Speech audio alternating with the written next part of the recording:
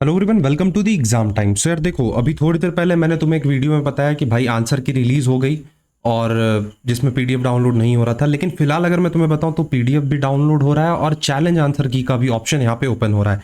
कैसे क्या करना है, बहुत ही आराम से एक एक चीज बताने वाला हूँ। ध्यान से मेरी बातों को तुम सुनते जाना, और अगर तुम्हें वीडियो हेल्पफुल लगता है तो वीडियो को दोस्तों के साथ शेयर करो, और एक लाइक तो यार इसका बनता है। सो सबसे पहले तुम्हें करना कुछ नहीं है, अपने पोर्टल पे तुम्हें लॉग इन कर लेना है। ठीक है, देखो यहाँ पे मेरा पोर्टल पे लॉगिन हो चुका है। अब यहाँ पे क्लिक टू व्यू जो ऑप्शन तुम्हें देखने को मिल रहा है, क्लिक टू व्यू पे तुम क्लिक करोगे, तुम्हारा पीडीएफ डाउनलोड हो जाएगा। अब तुम्हें कुछ नहीं करना है, पीडीएफ तुम्हारा डाउनलोड हो गया। एक दूसरे फोन में तुम्हें पीडीएफ ओपन कर लेना है। मान लो मैंने इस फोन में उस पीडीएफ को ओपन कर लिया है। ठीक है, दो डिवाइसेस की नीड होगी यहाँ पे। तुमने ओपन कर लिया एक डिवाइस में पीडीएफ।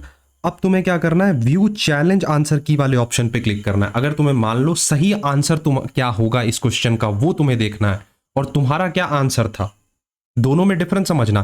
तुमने क्या अटेम्प्ट किया वो तुम्हें तुम्हारे पीडीएफ में पता चलेगा, और एनटीए की तरफ से जो सही उत्तर है वो क्या दिया गया है वो इस जगह पे पता चलेगा, व्यू और चैलेंज आंसर की पे। और तुम्हें चैलेंज भी क्वेश्चन को यहीं से करना है। तो क्या है, कैसे, सबसे पहले तुम व्यू चैलेंज आंसर की पे क्लिक करोगे।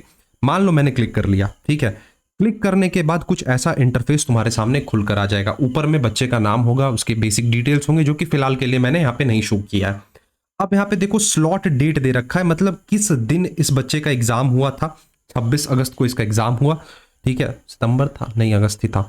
यहाँ पे अब क्वेश्चन आईडी दे रखा है। एक एक चीज एक्सप्लेन करूंगा। क्वेश्चन आईडी ये रहा। करेक्ट ऑप्शन, ये ऑप्शन जो तुम देख रहे हो इस जगह पे, ये ऑप्शन एनटीए की तरफ से दिया गया। और अब यहाँ पे ऑप्शंस दे रखे हैं ABCD। ठीक है, तो यहां से तुम्हें अब चैलेंज करना है। मान लो, समझना, तुमने आंसर किया सी।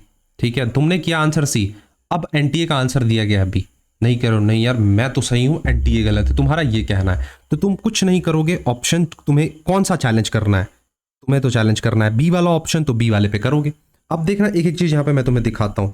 जैसे मैंने तुम्हारे लिए यहाँ पे एक बच्चे का पीडीएफ जो ओपन किया हुआ है, मैं उसे वहां पे तुम्हें लेकर चलता हूं। आ गया मैं इस पेज पे। देखो, सबसे पहले क्वेश्चन नंबर फर्स्ट ये है, आई होप तुम्हें विजिबल हो रहा होगा। चलो ये देखो, ये है फर्स्ट। यहाँ पे क्वेश्चन है, संस्कृति शब्द की उत्पत्ति का संबंध निम्नलिखित में किस से है। तो इस बच्चे के द्वारा आंसर जो दिया गया है वो है ऑप्शन नंबर बी। अब एनटीए ने क्या आंसर दिया है वो जरा समझते हैं। अरे यार रुक जाओ, चलो, एनटीए ने भी इस क्वेश्चन का आंसर दिया है बी। तो भाई साहब भरत, आपका पहला ऑप्शन सही होता है, पहला आंसर सही होता है। कॉन्ग्रेचुलेशन इस चीज के लिए। देखो यार, अब अगर मान लो गलत मेरा यहाँ पे कौन सा होता, ऑप्शन ए। जैसे इस यहाँ पे तुम देखो क्वेश्चन नंबर 2 में, क्वेश्चन नंबर 2 है, यहाँ पे क्वेश्चन आईडी दिया हुआ रहता है, करेक्ट आंसर दिया हुआ रहता है, यहाँ पे ऑप्शंस दिए रहते हैं। मान लो आंसर जो है इसका ए दिया हुआ है और मैंने किया है बी, और मैं ये श्योर हूं कि मेरा आंसर बी सही है। तो एनटीए बोलेगा यार देखो, तुम्हारे कहने से तो मैं मानने वाला नहीं हूं, मुझे सबसे पहले चाहिए प्रूफ कि किस प्रकार, किस बेसिस पे तुम यहाँ पे बोल रहे हो कि तुम्हारा आंसर बी होगा।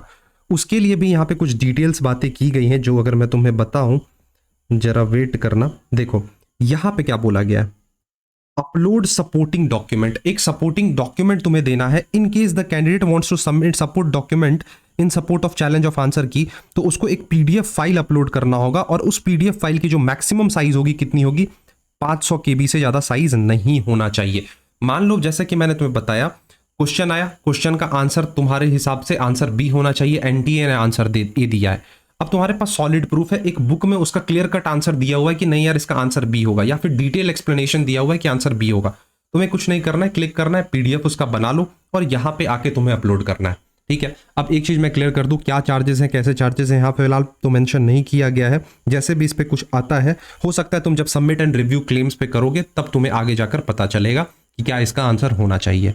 सो देखो यार, टेलीग्राम ग्रुप जाके ज्वाइन कर लो। यहाँ पे जो तुम्हें मेरा पर्सनल नंबर दिख रहा है, तुम्हें अगर बीकॉम के क्वेश्चन में, कॉमर्स के क्वेश्चन में कोई भी डाउट है, तुम यहाँ के मेरे से क्लियर कर सकते हो। साथ ही साथ मैं रिक्वेस्ट करूंगा तुम अपने आंसर की का पीडीएफ मेरे साथ शेयर करो, सो दैट अगर कोई भी कंफ्यूजन होता है, कोई भी क्वेश्चन गलत एनटीए की तरफ से होता है, तो वो हम दोनों डिस्कस कर सकेंगे। सो यही छोटी सी प्यारी सी अपडेट थी, मैंने यहाँ पे तुम्हें हर एक चीज शेयर कर दिया। दोबारा से बता दे रहा हूँ, कुछ मत करो, तुम यहाँ पे cuet.samarth.ac.in पे आ जाओ। पोर्टल पे तुमने लॉगिन कर लेना है। यहां से तुम्हें सबसे पहले कुछ नहीं करना है, क्लिक टू व्यू पे जाना है। यहां से तुम्हें अपना खुद का पीडीएफ फाइल डाउनलोड कर लेना है। तुमने खुद का पीडीएफ फाइल डाउनलोड कर लिया, दूसरे फोन में ओपन कर लो। अब यहाँ पे व्यू और चैलेंज आंसर की वाले ऑप्शन पे क्लिक कर दोगे। जैसे व्यू और चैलेंज आंसर की पे ऑप्शन पे तुम क्लिक करते हो, तुम्हारे सामने कुछ ऐसा इंटरफेस खुलेगा जहां पे सारे क्वेश्चंस के जो भी सही उत्तर होते हैं वो दे रखे हैं। इसके बाद तुम्हारे सारे कंफ्यूजन्स दूर हो जाएंगे कैसे क्या करना है। तो अगर फिर भी तुम्हारे कोई डाउट्स रह जाते हैं तो कमेंट सेक्शन हमेशा ओपन है यार, वहां पे तुम अपने डाउट्स रखो, मैं तुम्हारे डाउट्स को क्लियर करूंगा। तो एंड करते हैं आज को सेशन को, मिलते हैं नेक्स्ट सेशन में, तब तक के लिए thank you, bye bye and take care.